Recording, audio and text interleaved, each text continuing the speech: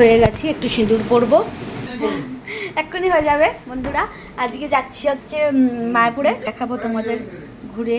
মায়াপুর আমাদের বাড়ি থেকে খুব বেশি দূরে না, এই গাড়িতে 20-25 মিনিট মতন সময় লাগবে না রে বাবাই?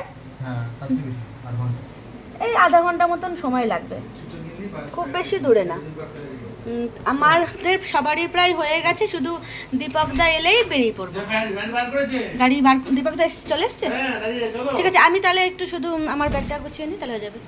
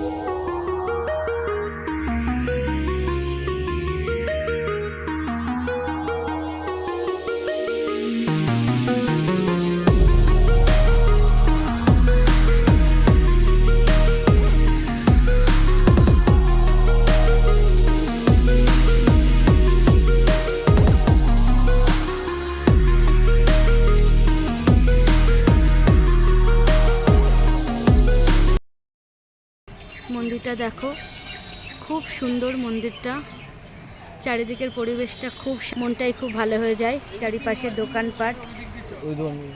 কোন দিক দিয়ে যাবো বলো তো? ভুল রাস্তায় এসেছি, পেছন দিক দিয়ে যাবো। এর আগেও কয়েকবার এসেছি, কিন্তু সত্যি আমি রাস্তাটা না মনে রাখতে পারি না, মানে মেন মন্দিরে ঢুকবো কোনটা দিয়ে সেইটা আমি ভুলে যাই।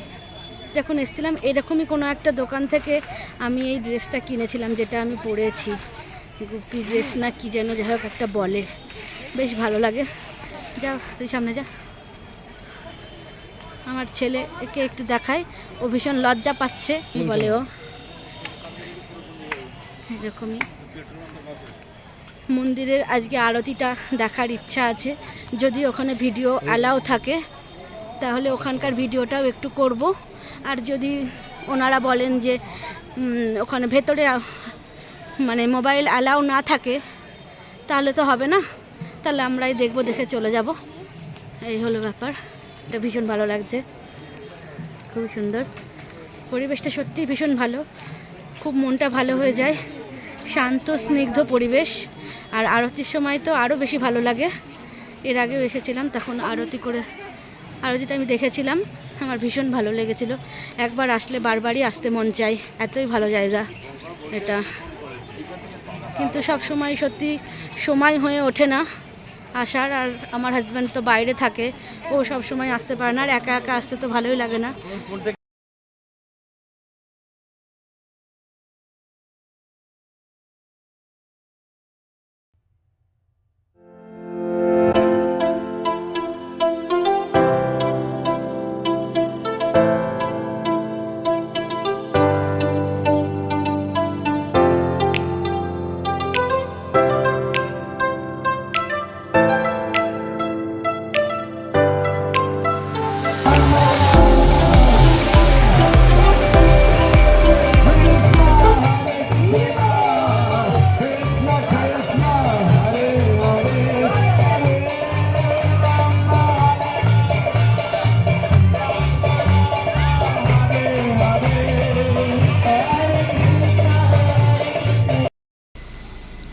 চলে এলাম বাড়ি, এবার গাড়ি পার্কিং করে চলে যাবো ওপরে।